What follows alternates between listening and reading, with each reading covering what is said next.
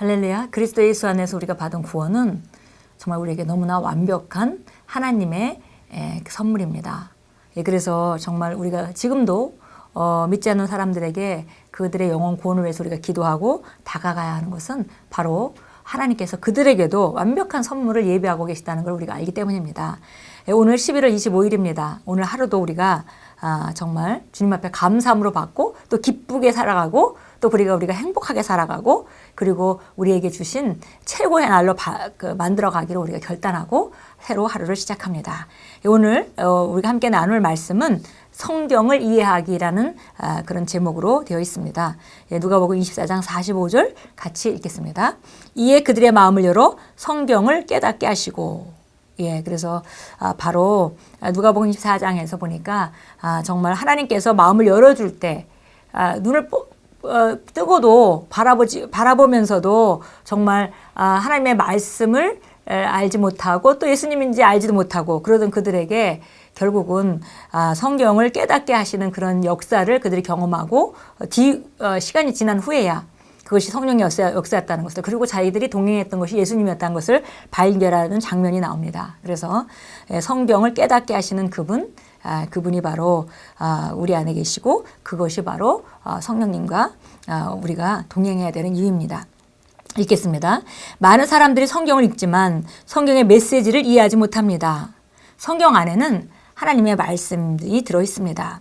성경은 하나님 자신이 말씀하신 것, 인간이 말한 것, 마귀가 말한 것, 천사가 말한 것, 예수님께서 말씀하신 것에 대한 하나님의 증언입니다. 이 말의 의미는 성경에 들어있는 모든 것을 누가 말하고 있고 그 말이나 글의 문맥이 무엇인지에 대해 이해해야 한다는 뜻입니다. 성경은 인간과 영적인 존재들의 기원과 삶과 운명 그리고 그들을 둘러싼 환경에 대한 하나님의 증언입니다. 성경 말씀이 이 세상이 어떻게 만들어졌으며 왜 인간이 죄인이 되었으며 왜 예수님이 오셨으며 또 우리가 정말 어떻게 아름다운 삶을 살아갈 수 있는지 모든 것들을 성경이 얘기해 주고 있습니다. 그런데 이제 여기서 보니까 성경 안에는 하나님의 증언이신데 인간이 말한 것도 있고 마귀가 말한 것도 있고 천사가 말한 것도 있고 욥기에 보면 욥의 친구들이 말한 것도 있고 근데 욥의 친구들이 지혜 없는 말을 하는 것을 우리가 끄집어내서 그것이 성경의 말씀이라고 하나님 말씀과 같이 우리가 그걸 적용한다면은 그건 정말 우리가 성경을 잘못 접하고 있는 것이죠.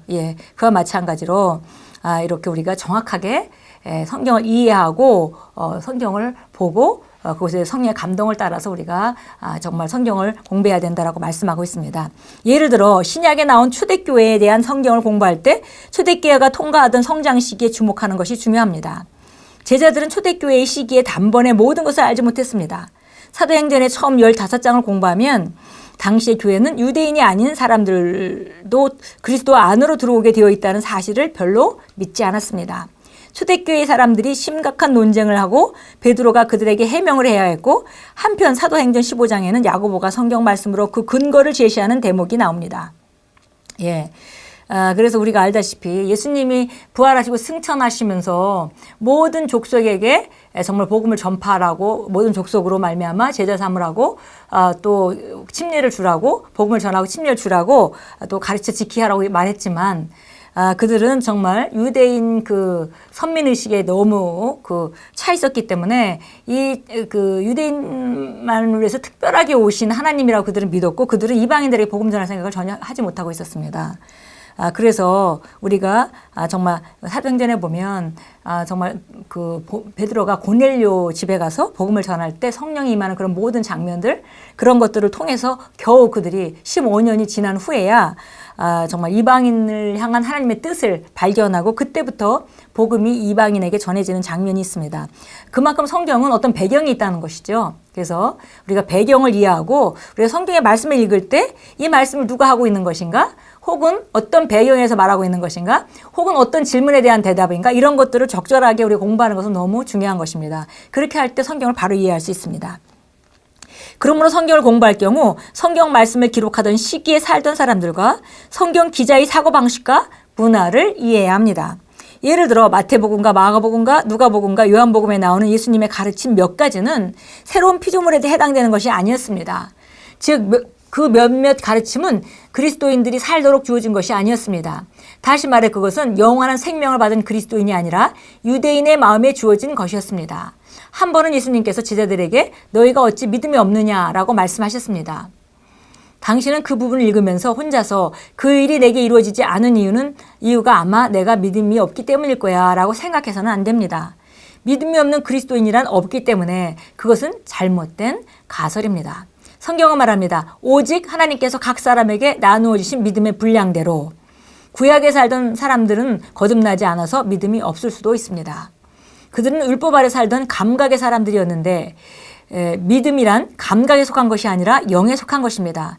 그러나 그리스도 안에 있는 모든 사람은 동일한 분량의 믿음을 받았습니다. 로마서 12장 3절이 언뜻 읽으면 하나님께서 각 사람에게 나누어 주신 믿음의 분량대로 생각하라 이렇게 얘기하면은 너의 믿음의 분수대로 행해 이렇게 읽기가 쉬운 대목입니다. 그런데 우리가 알다시피 여기 믿음의 분량대로 그래서 the measure of faith 그래서 영어로는 정관사 더가 붙어서 모든 사람에게 믿음이 주어진 것에 대한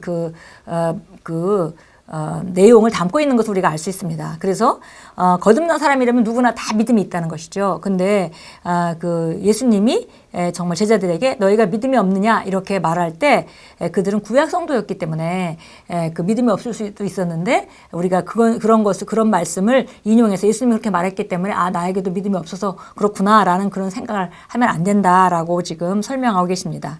예, 바로 믿음이라는 감각에 속한 것이 아니기 때문에 구약 사람들은 감각으로 행하는 사람들이었고 그리고 예수님이 죽으시고 부활하신 이후에 영으로 거듭난 사람들만이 우리가 영으로 기능하는 사람들이 된 것이죠. 그래서 예수님이 가끔 그 율법 아래에 있는 자들에게 하신 말씀이 예수님이 한 말씀이라 할지라도 그 대상이 바로 그 율법 아래에 있는 사람들에게 아직 복음이 오기 전에 그 율법 아래에 있는 사람들에게 준 말씀도 몇 가지는 있다는 것이죠. 그 가르침이. 그래서 그런 것을 우리가 혼동하면 안 된다 이런 말씀하고 계십니다. 영적인 이해를 가지고 성경을 공부하십시오. 그러면 당신은 교회와 당신과 세상을 향한 하나님의 과거와 현재와 미래의 계획과 목적에 대해 보다 깊은 통찰력을 얻게 될 것입니다. 예, 그래서 성경을 이해하는 것, 성경 구절을 이해하는 것에 대해서 누가 말한 것인지 또 지금 그 말을 듣고 있는 대상이 무엇인지 어떤 것에 대한 그 말인지 또 어떤 질문에 대한 대답인지 이런 그 배경들을 잘 아는 것은 너무 중요하고요. 또 성경을 쓴 사람들의 그 계시한 게 그것들을 아는 것도 굉장히 중요하죠. 그래서 우리가 구약의 계시는 신약의 계시보다는 훨씬 더 낮은 차원의 그러니까 점진적인 계시가 있기 때문에 성경이 그런 것들을 우리가 안다면은 우리가 그 약간 신약과 구약이 대치되는 것 같은 상황들을 보일 때 그것에 대해서 우리가 의문을 가질 필요가 없습니다. 그 계시가 덜 밝은 곳이 바로 구약이고 더 밝은 곳이 신약이기 때문에 우리가 정말 하나님을 보고자 하면 예수님의 행적을 보고 예수님의 말을 본다면은 하나님이 어떤 말씀을 하실 분인지 어떤 생각을 하시는 분인지 우리가 정확히 알 수 있습니다. 그래서 적절하게 성경을 이해하는 것은 매우 중요하다라고 말씀하고 있습니다. 예, 마태복음 13장으로 가겠습니다.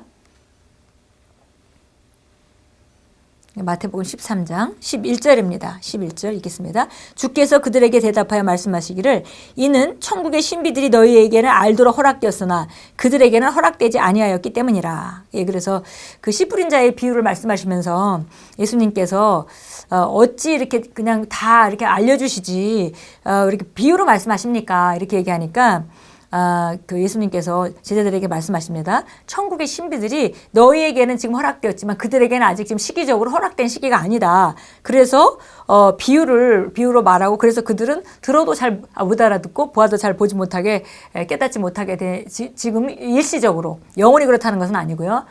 그렇게 말하고 있습니다. 그래서 보니까 모든 말씀이 시기가 있는 것이죠. 예수님조차도 이런 씨 뿌린 자의 비유를 말씀하시면서 모든 사람이 알아듣기를 원하지는 않으셨습니다. 그래서 이것은 천국의 신비들이 그때 당시는 제자들에게 주어진 그런 그 하나님이 특별히 허락되어진 그런 그 신비다 이렇게 말하고 있습니다. 요한복음 14장으로 가겠습니다.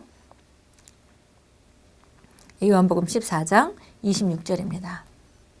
26절 그러나 위로자이신 성령을 하나님 아버지께서 내 이름으로 보내시리니 그가 너희에게 모든 것을 가르치시며 또 내가 너희에게 말한 모든 것을 생각나게 하시리라. 예, 바로 이 성경을 우리가 이해할 때 무엇보다도 정말 성령님께서 우리에게 비춰주실 때, 그래서 그분이 우리에게 모든 것을 가르쳐 주신다. 그리고 우리에게 마다한 모든 것을 생각나게 해주시는 분이 성령님이시다. 그래서 우리가 말씀을 통해서 배경을 잘 이해하고 그 다음에 그 한계를 잘 이해하고 그 내용을 받아들인다면 우리가 성경을 잘 이해할 수 있고요. 더군다나 우리가 성령의 인도를 따라서 성령의 감동으로 읽는다면은 우리가 성경을 가장 잘 이해할 수 있겠습니다. 우리 함께 기도합니다.